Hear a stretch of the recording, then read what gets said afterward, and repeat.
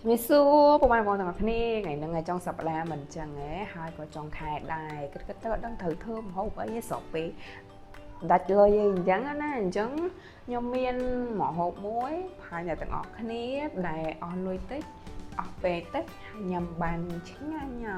ញ្ចឹងទៅទស្សនាទាំងអស់គ្នា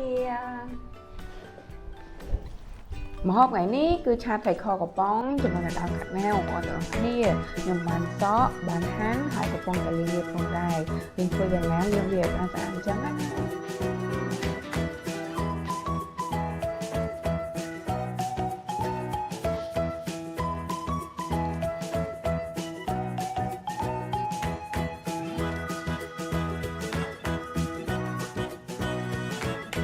ហើយបណ្ដាចំណុចកន្លែងនេះខ្ញុំពិសេសតិចបងប្អូនដោយសារតែខ្ញុំបានប្រើរងចិត្តក៏ដូចជាប្រេងឆាដាក់ចូលទៅក្នុងស្ពៃដែលខ្ញុំលាងហ្នឹង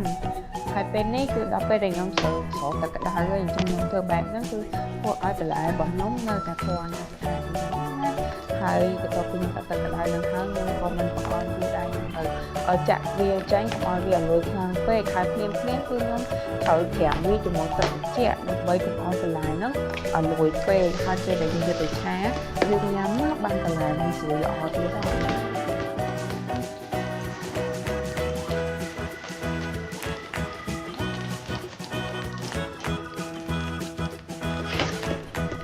អ្នកទាំងអស់គ្នាអាចសាក់មើលពណ៌ស្ពៃនេះបានឃើញនៅស្រួលមែនតើអញ្ចឹងខ្ញុំទុកស្ពៃដែលលាងហើយបន្លែមកច្រាំងខ្ទឹមហើយហាន់ម្ទេសវិញម្ដងក៏ដូចជាគល់បងត្រីថងហើយដែរដល់ពេលយើងកំពុងធ្វើមកគល់អញ្ចឹងក៏ឲ្យគ្រឿងដែរតែនោះ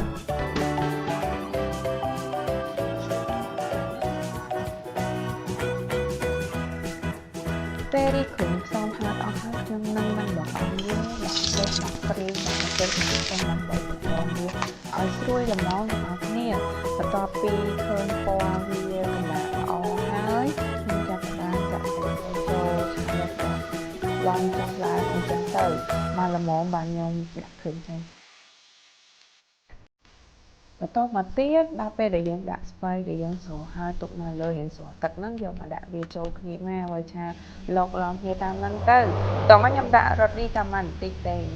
ហើយក៏ដូចជាស្ករបន្តិចដែរហើយស្ករនេះអស់ស្ករហើយខ្ញុំតែស្ករក្រហមខ្ញុំប្រើស្ករក្រហមបន្តិចទៅទាំងអស់គ្នាចឹងគ្រឿងតែប៉ុណ្្នឹងទេហើយភ្លក់ទៅដូចជាល្មមហើយអញ្ចឹងឆាវារៀងចូលជាគ្នាបន្តិចគឺឆ្អិនយើងចាប់ផ្ដើមដួសវាដាក់ចានតែម្ដង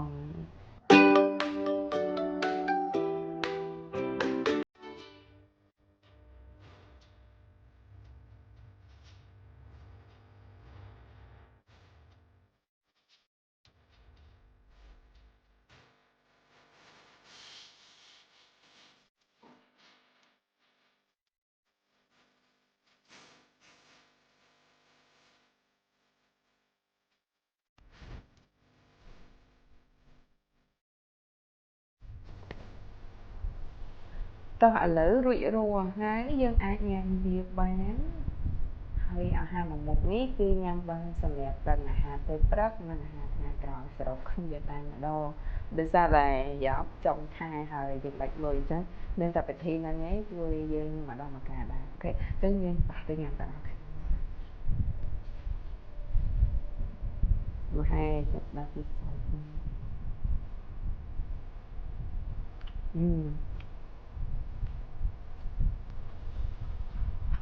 ការពិតទៅ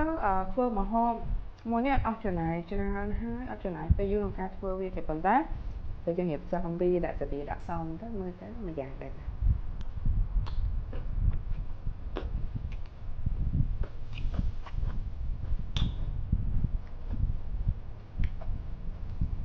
បន្លែនេះខ្ញុំស្រុំមួយទឹកក្តៅមុននឹងខ្ញុំឆាហើយខ្ញុំប្រើ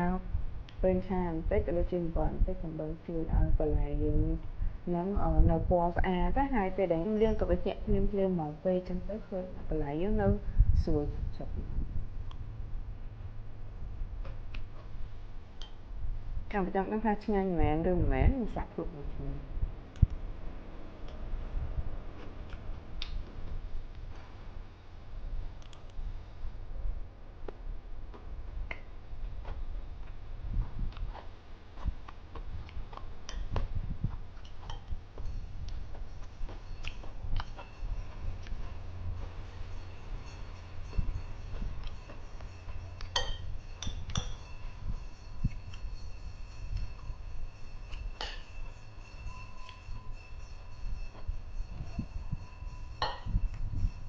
nó nhâm trong bà lá nhâm trong sạch thầy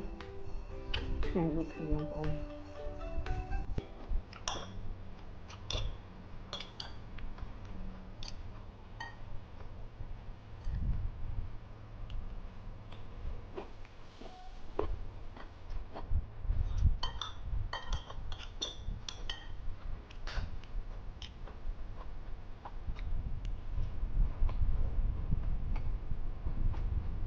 អញ្ចឹងវីដេអូនេះមានតែប៉ុណ្្នឹងទេអរគុណពុកម៉ែបងប្អូនសម្រាប់ការទស្សនាកុំភ្លេចជួយ follow page ខ្ញុំម្នាក់មួយអរគុណបាយបាយ